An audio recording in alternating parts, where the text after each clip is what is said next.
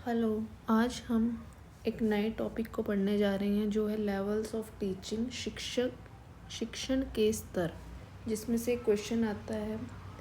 जैसे पूछ ले जाते हैं कौन कौन से लेवल होते हैं। 3 लेवल दे दिए जाते हैं, एक और लेवल दे देते हैं कि इनमें से कौन सा लेवल नहीं है।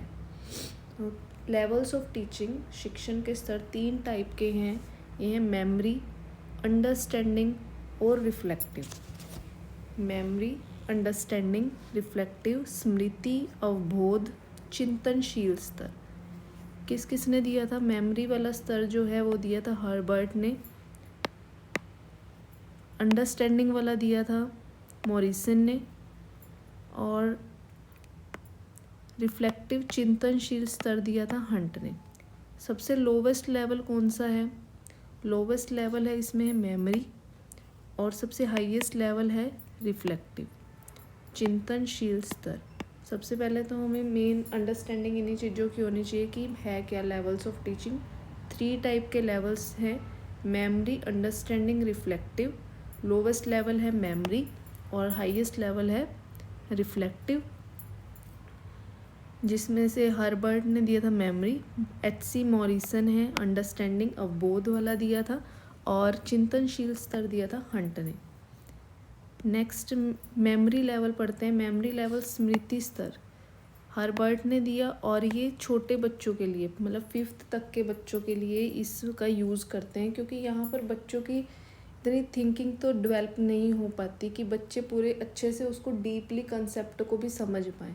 बस टीचर ने जो बोल दिया वही वो सही है, वो मतलब खुद का कोई विचार नहीं होता इसमें। बच्चों के खुद के कोई विचार नहीं है, कॉन्सेप्ट की डीपली कोई समझ नहीं, कोई अंडरस्टैंडिंग नहीं है उनमें इसमें, क्योंकि ये थॉटलेस है, विचारहीन है।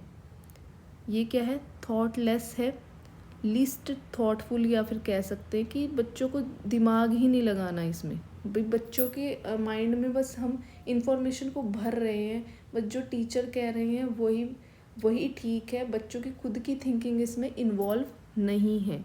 टीचर सेंटर्ड है, ये एक ट्रेडिशनल है टाइप का हो गया। मतलब रोट लर्निंग, रट्टे मारने पर, क्रैमिंग पर बल दिया जाता है इसमें, कि टीचर जो बता रहा है वही बच्चा सुन रहा है।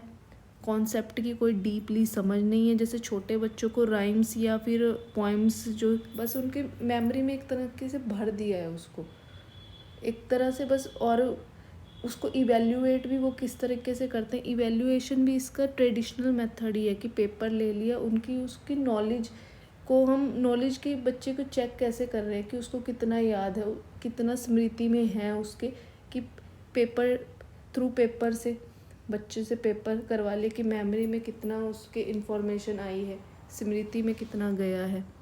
वैसे कंसेप्ट की कोई अंडरस्टैंडिंग नहीं है कि बच्चे की स्मृति कितनी है, चाहे कुछ समझ ना आए लेकिन उसकी मेमोरी पावर कितनी है, कितना थ्रू पेपर हमने लिखवा करके मतलब उनसे ओरली या रिटन जो इन्फॉर्मेशन उसको दी गई थी वो उसी से चेक कर लेते हैं।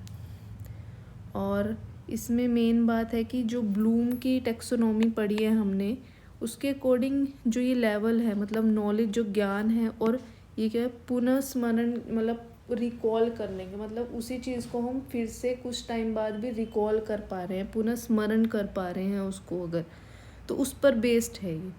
टेक्स्ट बुक्स, पाठ्य पुस्तकों, पाठ्यक्रम पर फोकस किया जाता है कि बच्चे क्या है इसमें खुद का कोई विचार है ही नहीं है इसमें, और इसमें टीचर सेंटर्ड है। और कौन सी अप्रोच है?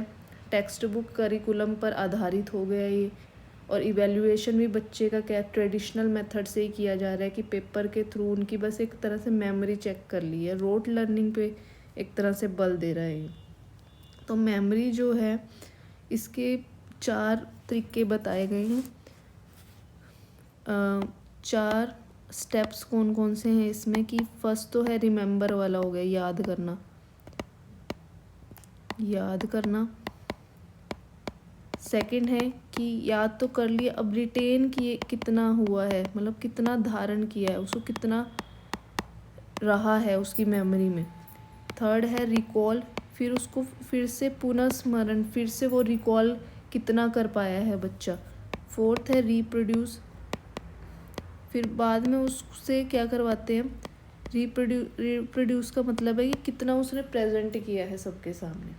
तो इसमें ये 4 लेवल आ जाते हैं, सारे ही आर से हैं, आर आर आर आर, 444 हो गया। पहले याद करने पे है, याद कर लिया, फिर कितना उसने धारण किया है, उसमें से भी ये है ना कि कितना पार्ट उसको रिटेन कर पाया है वो।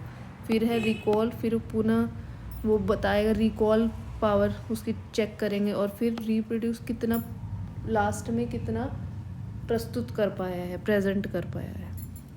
नेक्स्ट है अंडरस्टैंडिंग लेवल। अंडरस्टैंडिंग लेवल अवबोध स्तर जो है H.C. मॉरिसन ने दिया था, ये थॉटफुल है, यहाँ पर थॉट्स आ जाएंगे, चिंतन आएगा, यहाँ पर बच्चे की समझ पर जोर है, बच्चा अर्थ को समझने लगेगा, न्यू आइडियाज़ वो खुद जनरेट कर पा रहा है, यहाँ पर न्यू आइडियाज़ खुद से जनरेट कर पा रहा है। इसमें स्टूडेंट और टीचर दोनों ही एक्टिव हैं, दोनों ही सक्रिय हैं, बच्चों की समझ पर जोर है। ये ऐसा नहीं है कि जो टीचर बता रहा है वही है, इसमें दोनों ही इन्वॉल्व हैं कि, और दोनों ही एक्टिव हैं।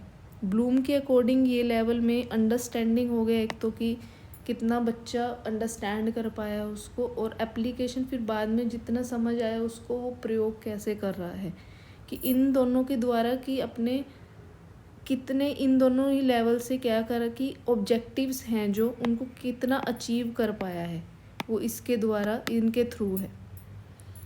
इस लेवल में क्या होता है, अंडरस्टैंडिंग लेवल में बच्चा अंडरस्टैंड कर पा रहा है कि स्मॉल या बिग के कंसेप्ट को, कंपैरिजन को, तुलना करने को या रिलेट करने को इस स्तर में वो कर पा रहा है। मॉरिसन के स्टेप्स हैं, मॉरिसन इसमें मतलब एक्टिव हैं दोनों, teacher as well as student, और क्या है, न्यू आइडियाज़ जनरेट कर पा रहा है, चिंतन आएगा यहाँ पर, ऐसा नहीं है कि बिल्कुल ही विचार ही नहीं है, यहाँ पर विचार आ जाता है बच्चों को, थॉटफुल है ये, चिंतन आएगा, बच्चों की समझ पर जोर है, अंडरस्टैंडिंग एंड एप्लीकेशन जो है मतलब इनके थ्रू जो है ऑब्जेक्टिव्स को कितना अचीव कर पाए है। ब्लूम की टेक्सोनॉमी यहाँ पे रिलेट करनी है, जैसे हमने मेमोरी में फर्स्ट है जो नॉलेज और रिकॉल वाला, नॉलेज फर्स्ट होता है ना, उसका नॉलेज आता है, फिर अंडरस्टैंडिंग आता है, देन एप्लीकेशन, फिर एनालिसिस, फिर synthesis and then evaluation, highest level. अब इसमें मॉरिसन के भी स्टेप्स इन्होंने दिए हैं। फर्स्ट है एक्सप्लोरेशन, प्रेजेंटेशन। एक्सप्लोरेशन है अन्वेषण, एक्सप्लोर करना, चीज़ों को कितना एक्सप्लोर कर पाए, कितना डिस्कवर कर पाया है। सेकंड है प्रेजेंटेशन, फिर उसको प्रस्तुत कितना किया है। फिर है आत्मसातीकरण, प्रीवियस नॉलेज को प्लस इसमें न्यू नॉलेज उसने ऐड कर ली, प्रीवियस नॉलेज में क्या कर लिया, न्यू नॉलेज को ऐड करना क्या है, एसिमिलेशन है, ये हम प्याजे में भी पढ़ते हैं। ऑर्गेनाइजेशन, फिर उनको अरेंज कैसे किया है इन्फॉर्मेशंस को, और फिर रिसाइटेशन, फिर वो सबके आगे दोहराना उस चीज़ को, रिसाइटेशन। नेक्स्ट है रिफ्लेक्टिव, जो कि दिया था हंट ने, सबसे हाईएस्ट लेवल और ये बेस्ट मेथड इसको माना गया है टीचिंग का, सबसे बेस्ट मेथड माना गया है इसको, हाईएस्ट लेवल है, सबसे चिंतनशील स्तर है ये, मोस्ट थॉटफुल, क्योंकि यहाँ पर दोनों ही लेवल आ गए, एक तो मेमोरी वाला लेवल भी और प्लस अंडरस्टैंडिंग लेवल भी, स्मृति प्लस अवबोध स्तर। अब ऐसा नहीं है कि आप सीधा ही रिफ्लेक्टिव पे पहुंच सकते हैं, जब तक मेमोरी में भी रहना ज़रूरी है, फिर अंडरस्टैंडिंग भी ज़रूरी है, देन ही तो आप प्रॉब्लम सॉल्विंग सिचुएशन तक पहुंचोगे। प्रॉब्लम सॉल्व करने की, समस्या समाधान के कहाँ को पहुंचने के लिए आपको इन दोनों लेवल्स की भी आवश्यकता होगी, ऐसा नहीं कि आप डायरेक्ट इस पे पहुँचे। स्मृति होगी, फिर अंडरस्टैंडिंग होगी, देन आप प्रॉब्लम सॉल्व कर पाओगे। क्रिटिकल थिंकिंग डेवलप हो जाती है यहाँ पर, क्योंकि मोस्ट थॉटफुल है ये वाला। स्टूडेंट और टीचर, इसमें स्टूडेंट जो है वो एक्टिव है, टीचर पैसिव है। टीचर का रोल है इसमें, ऐसा नहीं है कि प्रॉब्लम सॉल्विंग, समस्या समाधान में टीचर इन्वॉल्व है, क्योंकि टीचर क्या करेगा, डायग्नोज करेगा कि कहाँ कहाँ बच्चे को प्रॉब्लम आ रही है, फिर रेमीडियल टीचिंग मीन्स उसका निदान करेगा, पहले वो कारण पता करेगा बच्चों का, और फिर कि कहाँ पर उसको प्रॉब्लम आ रही है, फिर उसको सॉल्यूशन करेगा उस चीज़ का, ये आता है इसके अंदर। तो इसमें हमने क्या पढ़ा, इसमें हमने पढ़ा कि 3 लेवल हो गए, मेमोरी, अंडरस्टैंडिंग, रिफ्लेक्टिव। मेमोरी जो है सबसे लोवेस्ट लेवल है और रिफ्लेक्टिव है सबसे हाईएस्ट लेवल। मेमोरी में क्या होता है, इसमें टीचर एक्टिव होता है, टीचर सेंटर्ड अप्रोच है ये, मतलब एक तरह से ट्रेडिशनल मेथड हो गया ये। और स्टूडेंट क्या है, इसमें पैसिव है। अंडरस्टैंडिंग में दोनों ही, बोथ टीचर एंड स्टूडेंट दोनों ही एक्टिव हैं इसमें। और इसके अंदर क्या है, इसमें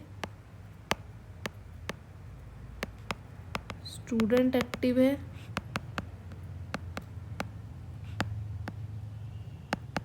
टीचर पैसिव है।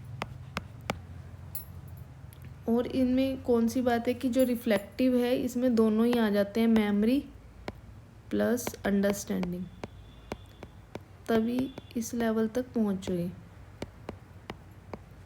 ठीक है, तो इसमें यही इम्पोर्टेंट था। Hope you like it. आपको अच्छा लगे तो लाइक करें, सब्सक्राइब करें। थैंक्स। इस तरह के और वीडियोस और टॉपिक्स पे हम लाते रहेंगे। Thank you.